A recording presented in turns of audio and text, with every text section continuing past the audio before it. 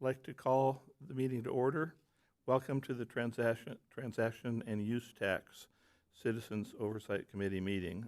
I'm calling the meeting to order, and the time is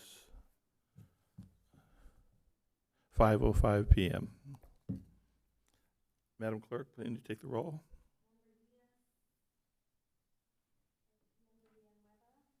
Here. Here. Member Williams. Here. And Chair Scribner. Here.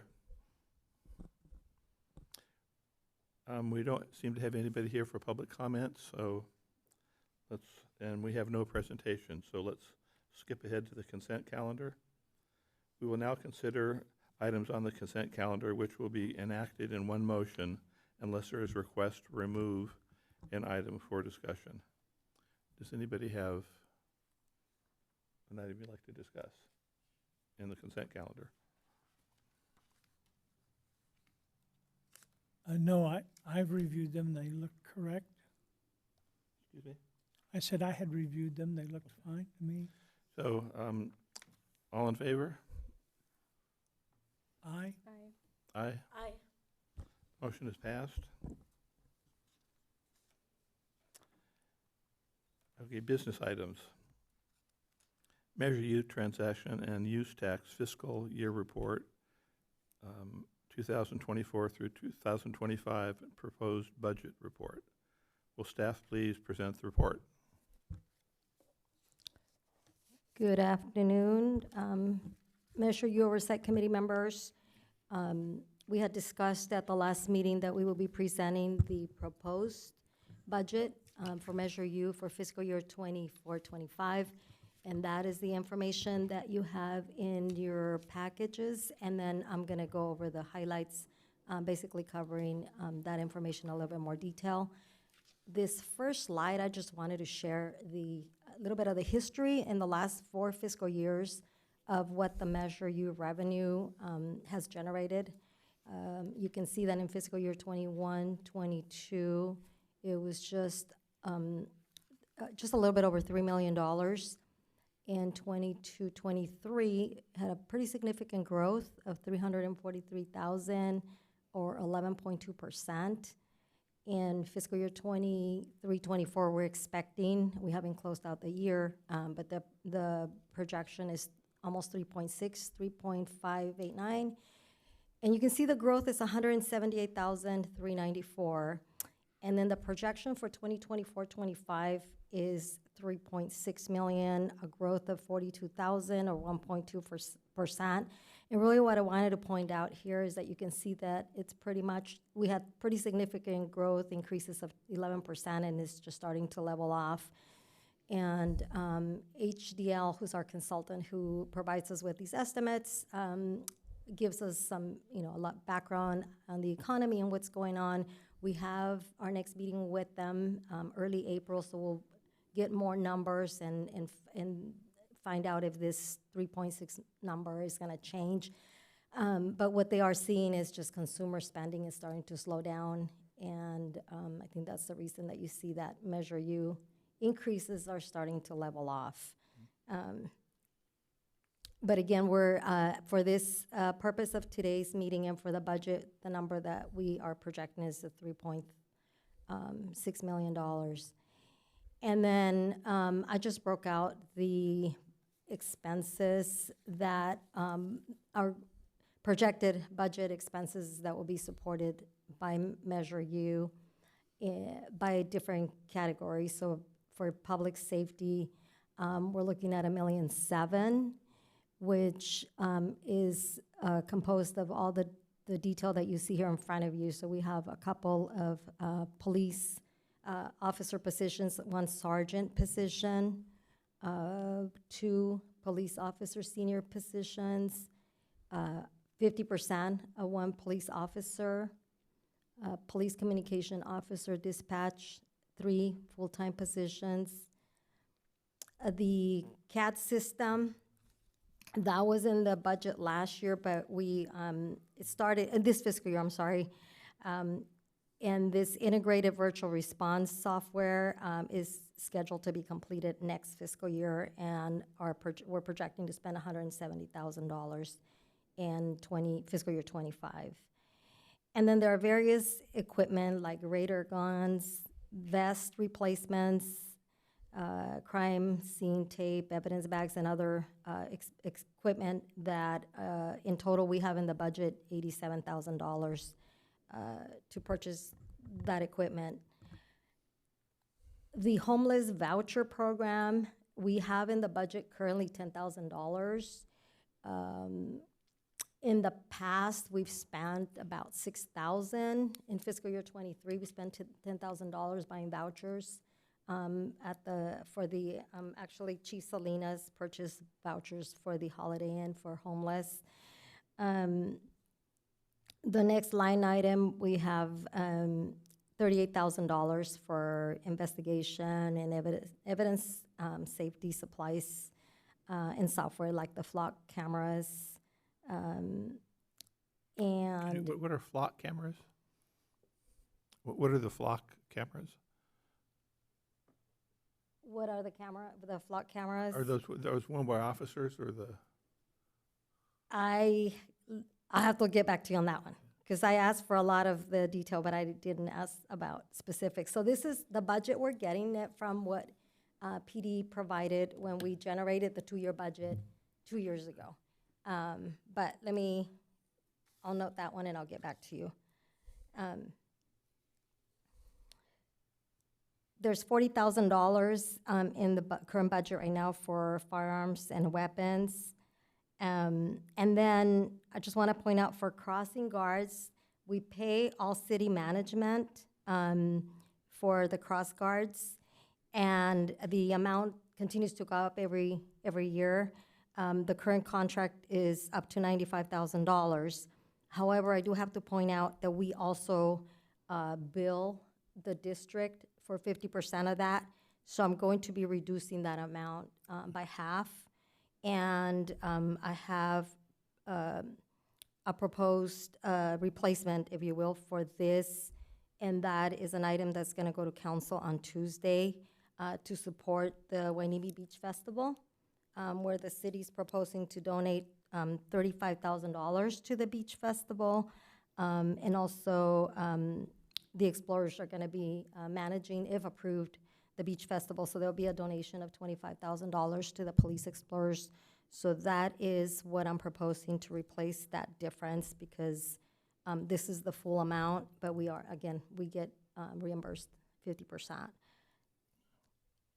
Uniforms, the next line item is uniform expenses, reimbursements for our police officers, and then the vehicles for PD.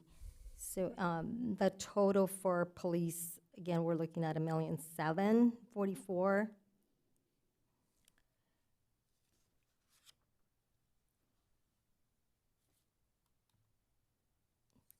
So that's about close to 50% of the funds then, 48%, I think, Of the PD budget? of the transition. The sales tax, yes. And I think that there was a question in the past, our police budget total budget for 24-25 is $11.3 million. Mm-hmm. Yes. Can I ask another question? Mm-hmm. So when we're back looking at the officers, are these new positions or we're supporting current positions? These are existing positions. Okay. Any other questions? So I did Google what a flock camera is, and it says that they're pretty much like license plate readers. Oh, license plate readers? Yeah. Okay, I know, yeah, those, Oh, okay. they're all over the city, yeah. Oh, okay. Okay, thanks. Thank you.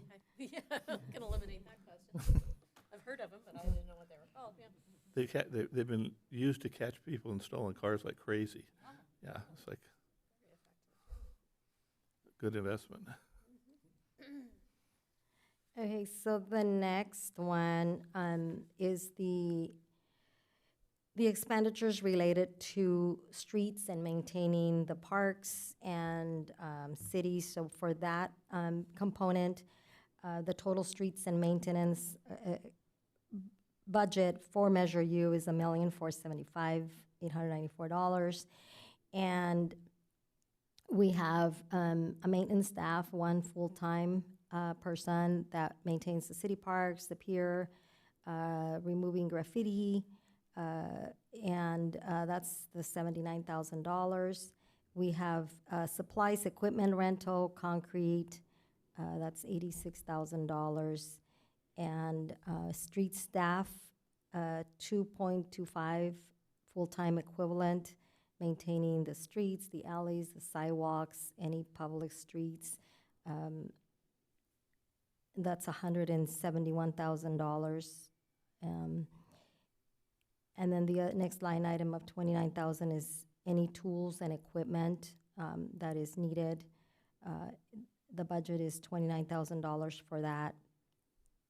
And then we have the facility, streets, and landscape vehicles at $68,000.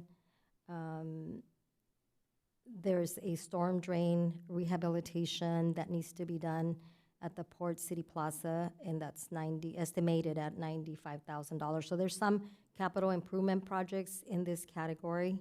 The next one, which is a big one, is replacing the underground storage tanks, and that's required by the state. And the estimated amount for next fiscal year that is budgeted for is $500,000. And what this is these are the storage tanks that store the fuel and the diesel for all of the city vehicles, PD, Public Works. And why it's important is because we are able to access our own fuel versus going out and purchasing, at the fuel stations. We get a discounted rate. And then I think most importantly, everything's important, but also in case of an emergency, we're able to, we have priority for purchasing fuel. Yeah, it's a nightmare when those tanks start leaking, so you're far better off replacing them way ahead of time. I think they have to be double walled now or something, right? Yeah. Yeah. So those line items, I think would be very important for our city manager to look at when we start looking at doing the switch from gas and diesel to electric. Since we're a nice small little city that we can maintain our electric, that's just overhead costs that could go away. Environmentally, it'd be better for us. So it's a nice argument to bring up when it comes that time.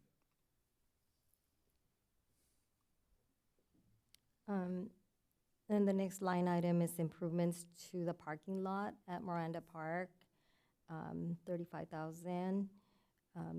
Citywide, all the parking lot improvements at the beach, the library, at the parks, $265,000.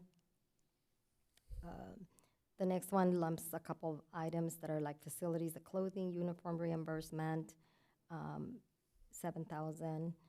And then the graffiti removal, I think we might even have to increase that based on a conversation we had this morning with our facilities director, that there's a lot of graffiti lately. It's really being a problem So right we now. have right now $15,000. Again, that's what we have in the budget when we generated the 2-year budget, but I really feel like we probably got to revisit that and maybe double it because I don't know that $15,000 is enough, to clean everything for the entire year. The building maintenance, small appliances and supplies, that's $89,700. The facilities property maintenance is $30,000.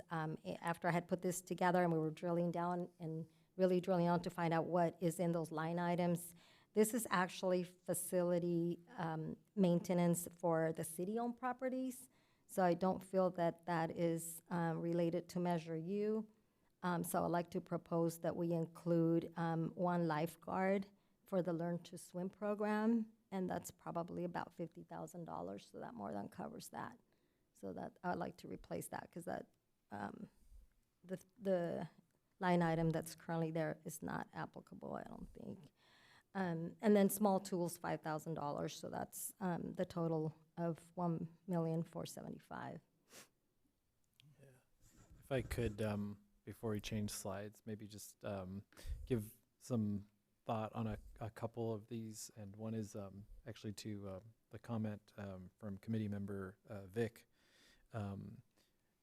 Oddly enough, earlier this week, we had remembered about a year ago, the county was doing an electric vehicle infrastructure grant program with the idea, especially for smaller cities, that the smaller cities weren't going to be able to do some of the like the charger installations and things that maybe larger cities would make more sense.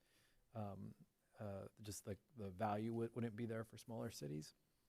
So we actually, I reached out to the county and asked if we'd still be able to get into that grant opportunity, and we actually found out that we are able to still, and so we're probably we're working with them right now to potentially apply for upwards of $200,000 to $300,000 to start doing some of the electric vehicle charger infrastructure.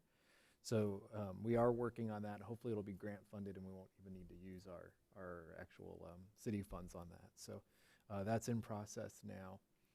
And then just to the point about the graffiti, we've been hit really bad the last couple of months, particularly even this weekend, something I hadn't seen before, which is graffiti across the tennis courts and pickleball courts on the actual court surface, which is very frustrating. And so we're doing a couple of things in one. On top of having to order some supplies, like we have to order special coatings for the tennis courts and pickleball courts to try to fix that. But at the same time, working with the police chief, we're looking at having an officer who's going to be more focused on graffiti abatement and doing what I think Oxnard may be the only city locally who does this, but they have a dedicated officer, and he has he documents all of the graffiti, and then actually has the ability to, when he sees graffiti, he knows like 9 times out of 10 exactly who it was, and he can just go right to them and, you know, we know this is your graffiti because we have it documented, and now this new one popped up. And it really helps with the enforcement side of it. And so we're already starting that process with our police department to start having our existing officers start doing that. And then as we fill some of the vacant positions we currently have 2 vacant PD positions, then we'll look to have some more time dedicated to that. So we're working on not just buying more paint to cover it, but trying to actually stop it the best we can. So he becomes a art critic? Pretty much. Pretty much. And right now, it does look to me like it's 2 people from competing territories who seem to be... I think there's 3 of them. Oh, is there 3? Yeah, okay, at least because I 3. keep seeing kind of the same thing. So I think our officers will be able to figure out who's who pretty quick and deal with it. So. By the way, it's not individuals. There's whole groups of people doing this. I don't know. It was actually, we posted the other day, maybe about a week or 2 ago, that we caught one person. And he was by himself. And the interesting thing that kind of caught people's attention is it wasn't a kid. Yeah, I know. It was a 37-year-old person, I think is what it was.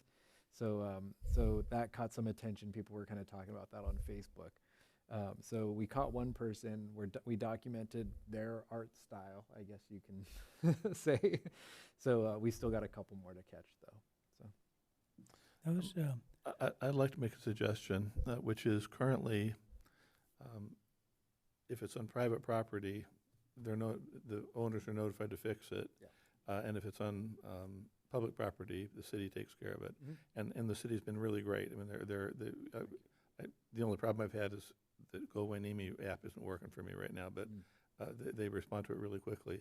My suggestion would be when it's on private property and it's pronounced, that the city go in and paint over it, and don't worry about the color. Let's just get rid of it, and then ask the owners to match the paint. And at least in Surfside Village, if we're aware of it, we'll take care of it right away. But that's not always the case. So. Okay. We can take a look at it. It's funny, we were talking today because there's some liability issues and things we have to work through for that. And so we were saying we want to have some solution to it. So we the idea we were coming up with that we were actually going to meet with finance in the next couple weeks and try to get in the budget was actually creating some funding to do the graffiti removal kits that we could provide to people. And so we were going to try to do that as a first step. So we've literally had that conversation at about 10 this morning. So we're trying to come up with ideas. So we'll explore all of those things. Can I ask, is this going on the other end of the city, or is it just at the beach right now? Or You know, it's been more at the beach at Bubbling Springs Path, the corridor. You know, it's little things pop up here and there, but it's there. And then the drain, the Channel Islands, the Yeah. storm drain is just back too. We had just done that cleanup event where we covered it, and it was clear for a couple of months, and then it's just been back with a vengeance lately. So I would say those seem to be the two areas where we're seeing like an abnormal amount of activity, Bubbling Springs and the storm drains. So we're talking to the chief and police department about trying to get some patrols and things like that going out there to try to catch it. This is something I think the public would join in and volunteer to fix if we had events and stuff. Yeah. And like the waterway, I've thought about going in and painting that stuff over. It's hard to get into, and Yep. so if we had something where we could, on a Saturday, call people out, I'm sure you get. Yeah. I'll show up. I'm sure a Yeah. lot of people would. Yeah, we probably will look at doing that. The storm drains are they're county drains, which came up as a hot topic when the storms hit. But they're county drains, so even for us, we typically have to coordinate access through them. But we did the cleanup last year, or maybe what was it, 6 months ago or so, and that was great because we worked with the county supervisor's office, and they showed up. The city showed up, and some volunteers showed up, and we got it taken care of. So it might be time to coordinate another one of those. Well, I appreciate everything that's being done. I mean, I'm actually flabbergasted you caught somebody. So the other part of this is I understand the cameras aren't working at the beach or in at Miranda Park. That might be another way we can start rounding people up to Yeah. get going. I'm looking into the Miranda Park issue. The beach, we have the one that looks at the pier, and that is working. Good. But the Miranda Park ones, I'm trying to find out what the status is. So we'll follow up on that too. Now, are those aimed at the tennis and pickleball courts? That's what I'm trying to find out. Okay. I had gotten access to the beach ones. I personally have access to the beach ones because when we had the storms and we had to close the beach a few times because the high tide and everything. I hadn't gotten access to the Miranda Park ones, but this week with the graffiti picking up, I've asked to start getting access to those. So we'll get more information on that we can share. And those artists that are found that are abusing their campuses, on their canvases, hopefully the judge or whoever recommends them will give them the opportunity to be part of the cleanup crew. Mm-hmm. Some community service. Yeah, I think. But some of these people really are artists, and if they could be used constructively, we could have some beautiful murals and Yeah. stuff Yeah. around. Yep. Yep. Exactly. Alrighty, the next slide, which is the last category, are the items. Other parks and recreation. So for this category, we have the recreation coordinator included, one full-time equivalent position, the recreation and ocean safety supervisor, one position, and then we have the special events like the Touch a Truck, the Santa Float, Halloween, and all the events that our recreation is managing, and they have quite a lot going on. So we have $56,000 in the budget for that. $20,000 to replace or to buy museum furniture and other supplies. The recreation vehicles is $5,400. And then the contract with the Boys and Girls Club for the gym is $17,500.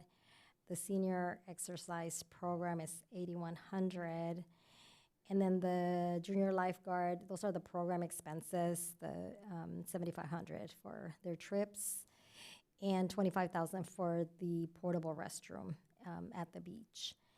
So that's $381,000. And then the last one is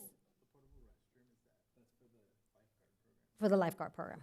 Yes, beach portable restroom But trailer. before we move on from the Parks and Rec, I have a couple comments. Sure.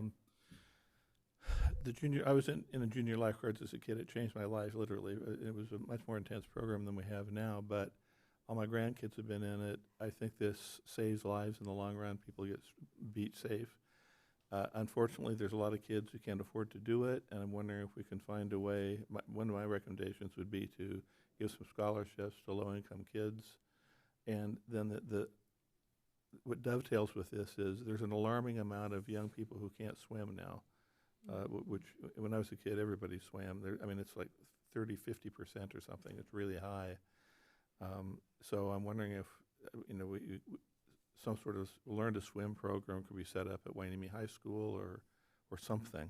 I mean, it seems to me those are small investments with a big payoff to make people water safe, and especially in the beach community where if you don't understand what a riptide is or how to read the surf, you could end up in trouble pretty quickly. And if you learn that as a kid, you never forget it. So. You would think the Boys and Girls Club would jump on something like that.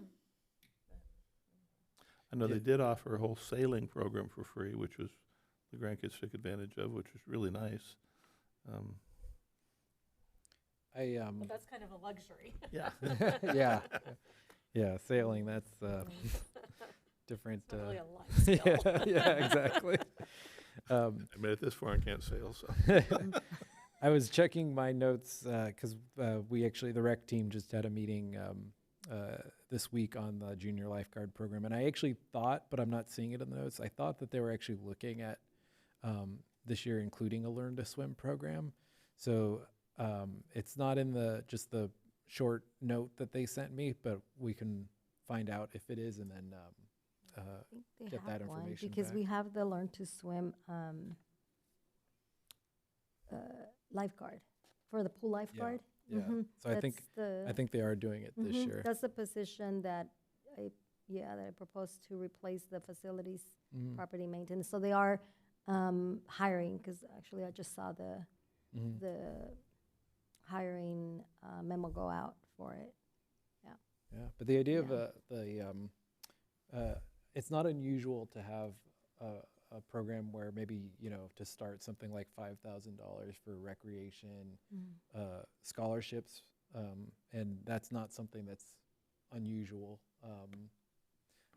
Recreation programs, the recreation programs around us have similar programs, so that'd be something that could be recommended, and then we can kind of start with year one, and then if there's a big demand for it, look to increase that in the future as needed. So.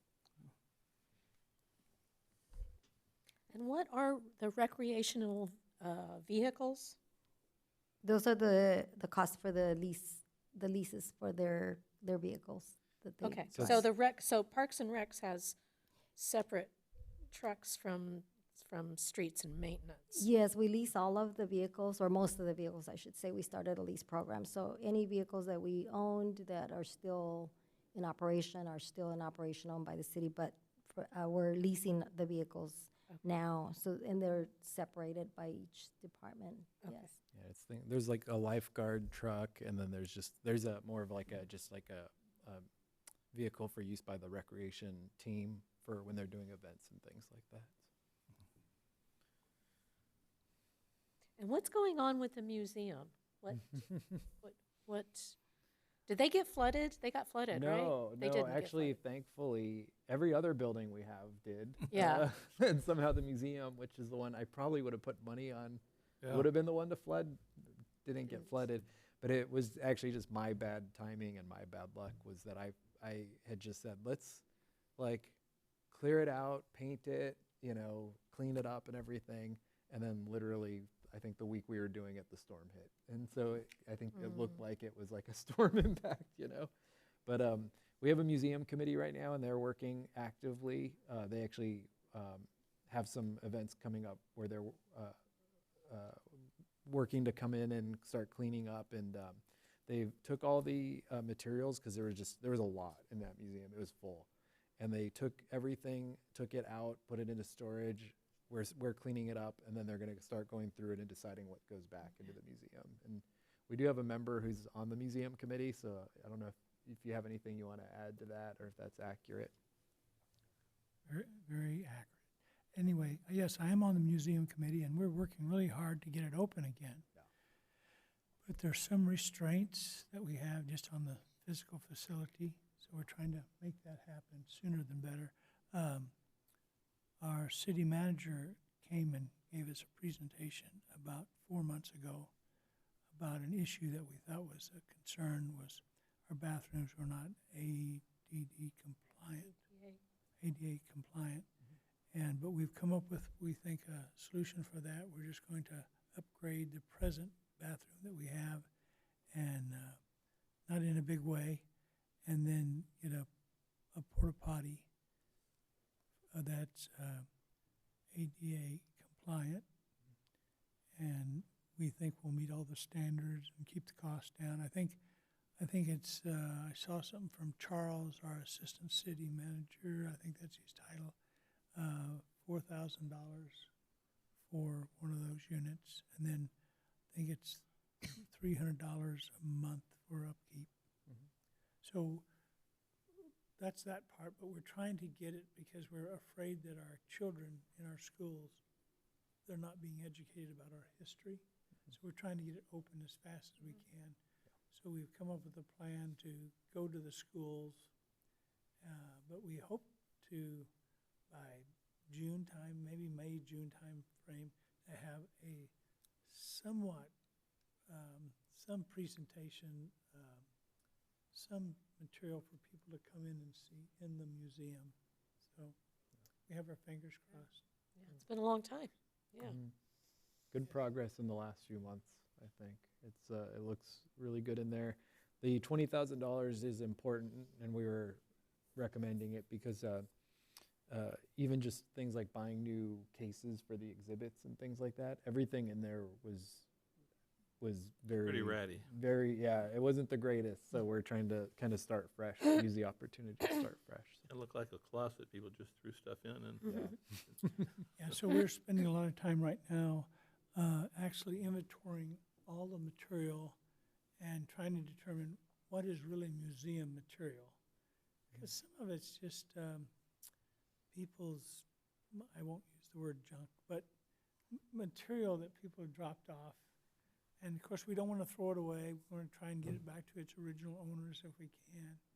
And so we've been fortunate in having a couple of members who serve on other museums and are educating us on being very careful with what we do with material that we have. Good. So we're getting there, promise. And I would have to say that at first I did not enjoy being on that committee, but the committee has started becoming more cohesive, and it has made a big difference. I think everybody on the committee actually likes one another now. Before, I got the feeling there was contention, not sure what it was. And so I guess every committee goes through that, but I don't think that exists anymore.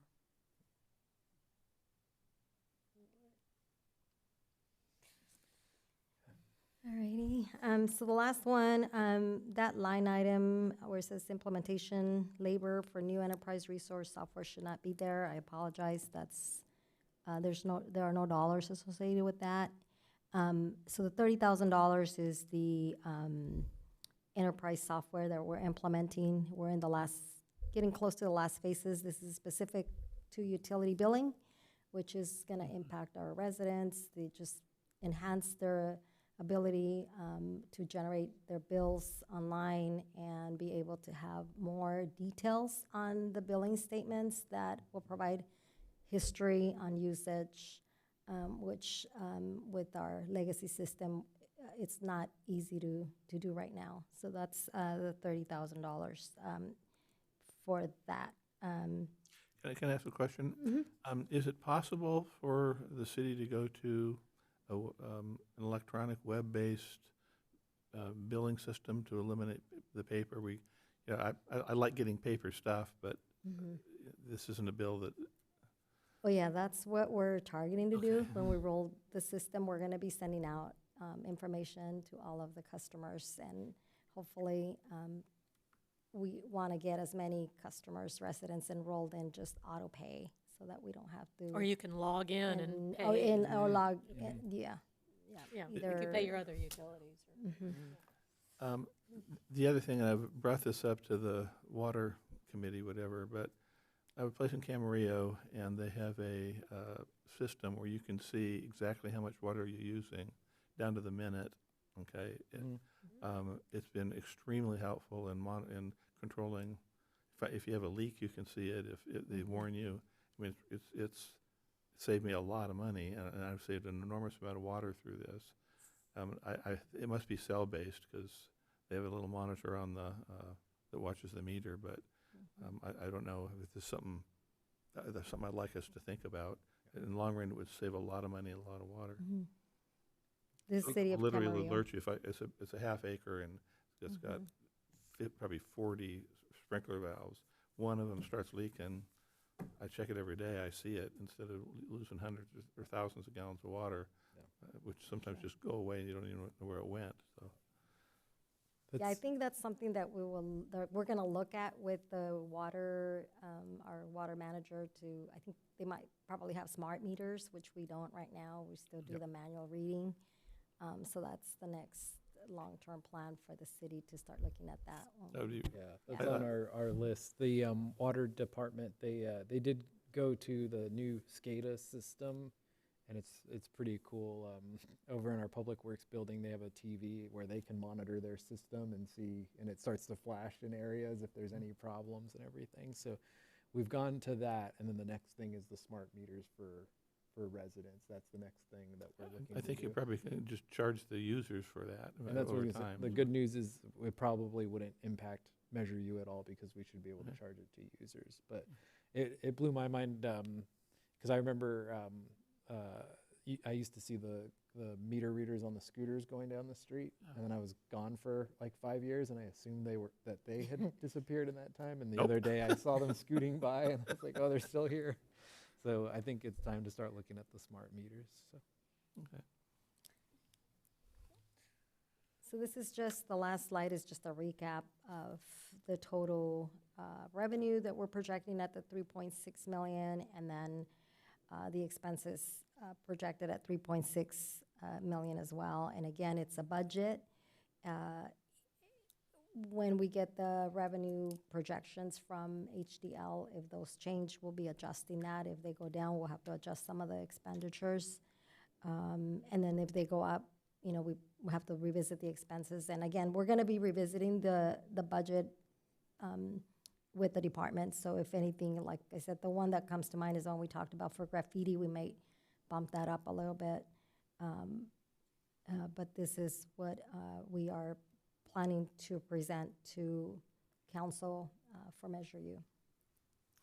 I would like to recommend that we try to underspend a little bit and get a bit of a cushion going. It turned out to be really helpful because of Bubbling Springs. And that happened kind of by mistake maybe, but I'm glad it was there and we figured it out.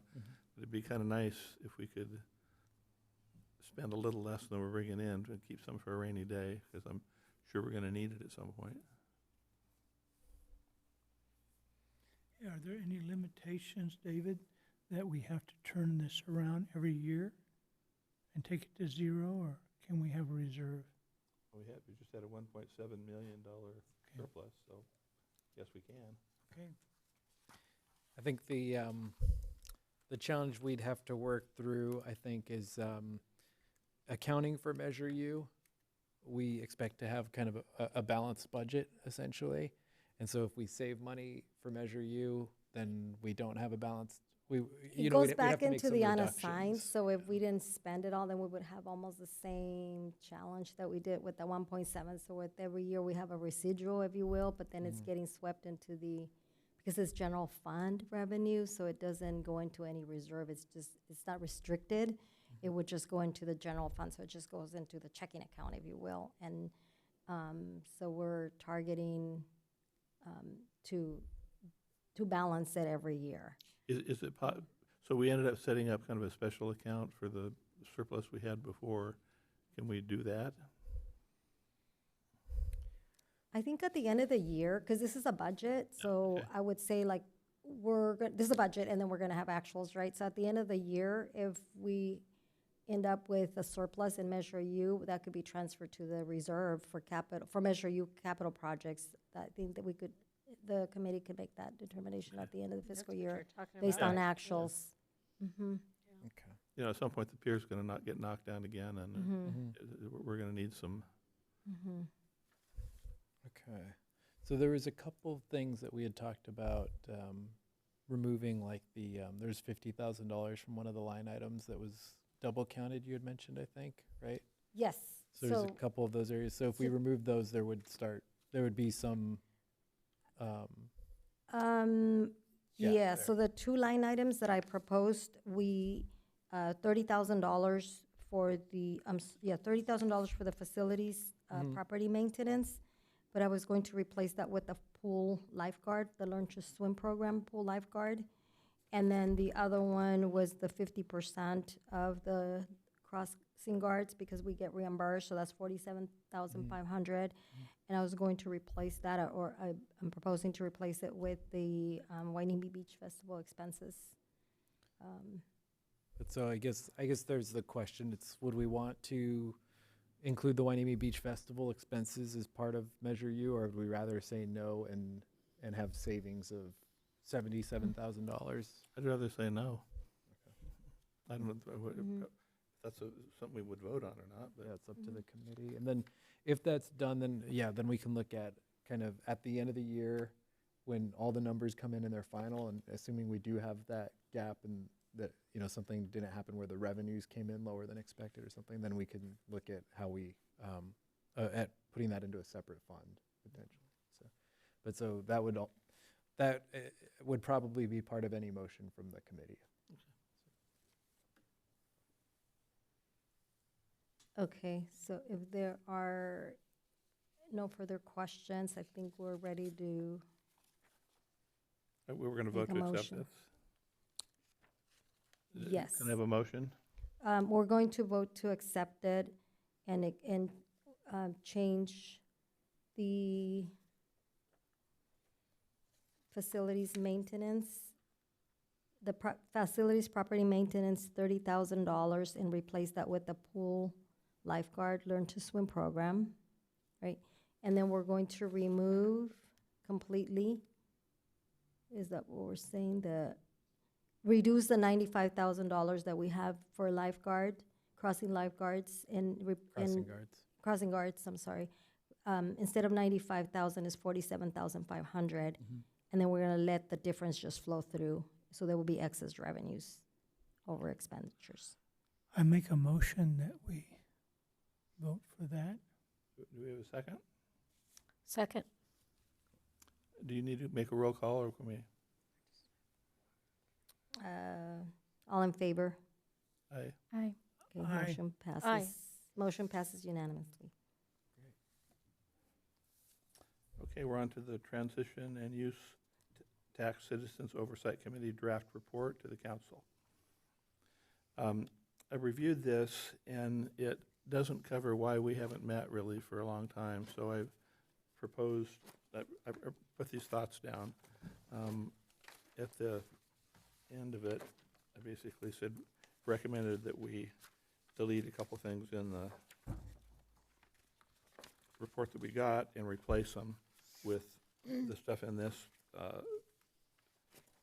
report. Since nobody had a chance to read this report today, I don't know whether you had a chance to think it over or would like to make any corrections or differences in it, or want to just accept the staff report. So can we talk about that? I was able to review it. I'm sorry I was cheating during the meeting. I wasn't given all full attention. And also, I would just say with David's background, he has lived this since November of 2018. He's been our one sole person. I don't even think our clerk has been supporting this committee since 2018. So, and I just vouch for David. He's a good, honest guy, and he would not give us propaganda, okay? Oh, maybe. Depends on what's in for me. No, I keep a close eye on you. So, I think we should, I'd like to make a motion that we accept this.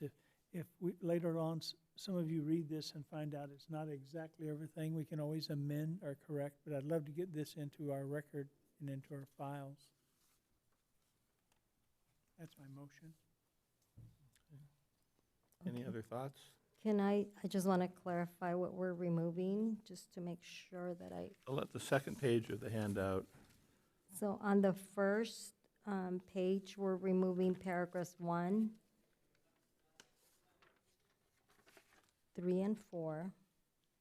So we're leaving in, so we add the scope of duties from the draft letter in the packet to the letter provided by Chair Scrivener. Mhm. And then I think that was it, right? Retain paragraph 2 on page 1, paragraphs 2 and 3 on page 2, Okay. and then add this in. Paragraph 2 and 3 on page 2. So, The last two okay. paragraphs will stay the same. Got it. Those so last two paragraphs. So the staff scope can of do duties this, in the or if last you two give me paragraphs. a copy that I can change, I can do the changes myself and resubmit it. I don't know how we want to go ahead with this. Yeah, if the committee approves it, we'll take it, put it together, and then we'll send it to you just to confirm it was the way it was intended. So that could work. Now, And just to speak to the point, so I think it makes sense. We worked together on the letter, and since we weren't involved prior, we didn't really want to speak for what happened in the past. So I think your letter just as you were here, so you can speak to that. So I think it makes sense. So On that note, luckily, as we're taking a look at this, nobody who's currently serving in anything that I can see was ever here, even back to 2018. The council's all switched over, the staff was switched over, and so some of the, I'll call them transgressions, were done by people before you guys all got here. So, yeah. And I did want to really do a shout out to Tony Stewart, because he did. I contacted him and he just acted quickly, and we got started, which is I was quite happy with after 3 years of trying to harangue everybody into doing something. Yeah, So that's great. I want him to get credit for it. So. I was hoping to get that credit, but I'll let Tony have some of it too. So. Okay, so I will make the changes, and then I'll send it back to the committee. I think we make the changes, send it to Chair Scrivener, just make sure it is make the way it was intended. And then ultimately, I guess the next question would be, so then it would go to the council for presentation, and I think the understanding was that the committee would want to nominate somebody to present. That was the next Okay. question. Does the committee want to nominate a member to present it to council? I would recommend David, since I second that. he has the blood, sweat, and tears. I think we should all be there for it. Okay. And stand up. I mean, I'm willing to do the lead on it, but we're all. This is a committee. It's not me, so we should be there. And That work? Yeah. And we don't need a motion for that, I think we. He we've doesn't want all the blame. Okay. That works. And it probably would be I think we were looking at a date in May. I think I'm trying to remember. We had our kind of tentative schedule. I think we were looking at a date in May where we would do it. So we'll get that date to everybody and see if it works. We have a little bit of flexibility before the budget. So. I won't be here for most of May, but if I am, I will be here. I do want to say that I really appreciate what you guys have brought to the table here. This is a real difference from what we had before. It's transparent, you're open, you have good ideas, Thank you. you're flexible, so I really appreciate It's your wonderful, support in yeah, all you this. give great information and Thank you. feedback, and it's Thank great. you. Well, thanks for doing what you do, because we you're need looking the at help what I've paying written, for if there's things. anything that you, think shouldn't go in there, Yep. just get a hold of me and. Okay. Got So that's what I'll do, then I'll send it to you, and then you can look at it, and I'll send you the dates. It's either the last one in April or the first one in May, I think. I those can't the two? remember exactly, Okay. but those are the 2 dates that we were thinking, only because we want to take the final budget to council the last meeting of May, so we would like for the committee to, I guess it's not, doesn't matter, but Yeah. those are the 2 dates, so Yeah. I'll send you the dates, and No, then, it's working out nicely, because our thought was basically, it's like we can put a button on this and then start our new budget year fresh with, and we did, today was sort of a big accomplishment that we kind of all brushed under the rug, but it was the first time we were looking ahead. Every other meeting's been looking behind, so it's like we want to kind of, that to be the way it works moving forward, so. I feel like the city's really turned a corner and things are looking up. I mean, Thank you. as long as we don't get a tsunami. I was just gonna say, I feel like every time we think that, we have more rain, and I heard there's more Saturday, so. This is not a Sky drought. is falling. okay, so, we need to adjourn the meeting? Okay, here, draft report, okay. Yeah, do we have is there anything else we need to do here? I think that's it. I think we're good. Well, we have, I guess we had a motion and a second, so Okay. all in favor? Aye. Aye. Submitting the report, right? Yep.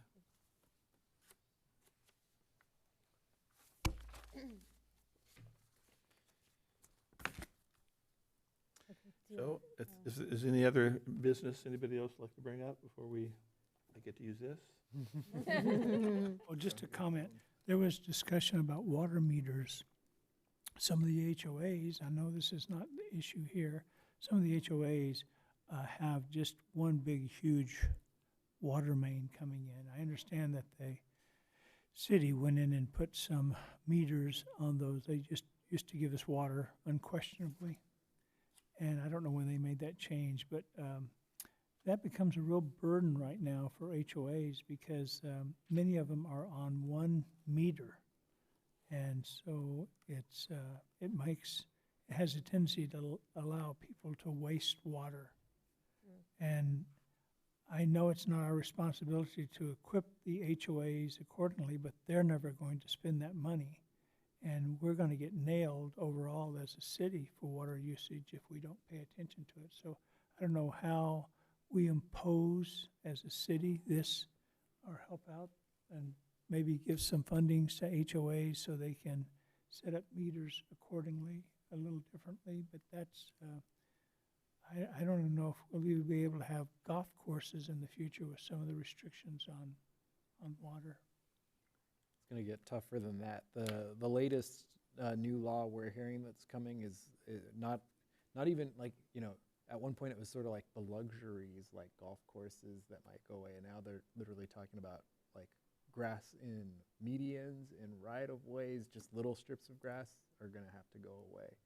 And so there's a lot of change coming in that world that we have to prepare for, and we're gonna have to change some landscaping and things like that too. So it's gonna be a bigger impact. And then, not to go on a rant, and I'm probably getting close to like not being on the agenda, but every time we stop, or every time we reduce our water usage, we end up having to pay more for water because we're selling less water, and so then the cost of each gallon of water costs more, and the maintenance and all that.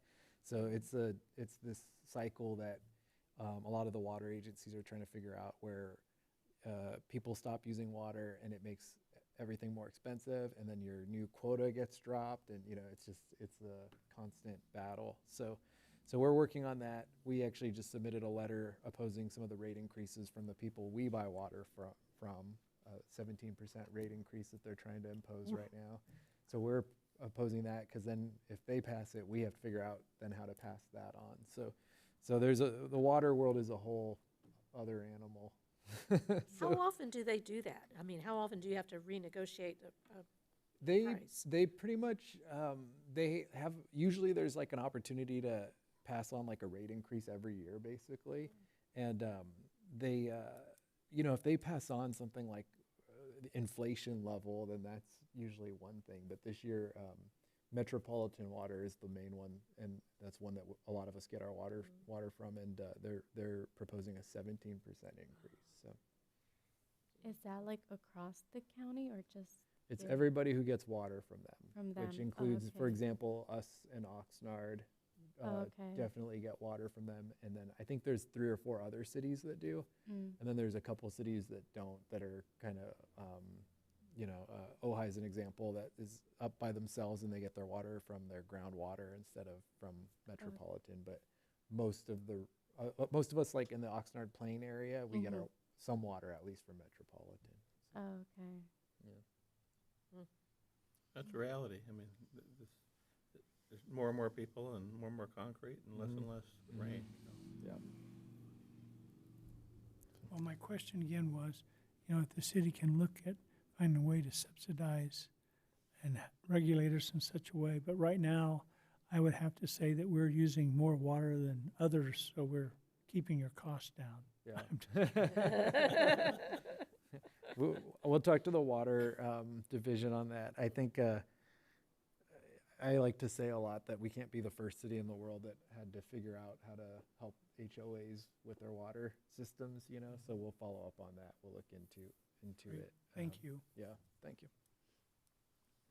Okay, on that note, let's adjourn the meeting, and the time is 6:01. Thank you, Okay, David. our next meeting is scheduled for July 24th at 5 PM. But we'll see everybody at council before Council that. before that, yes. Thank you. And you'll send out notifications and when you get a date for that? Okay. Yeah. When we send out the report, we'll make sure we send out the 2 dates. The 2 dates.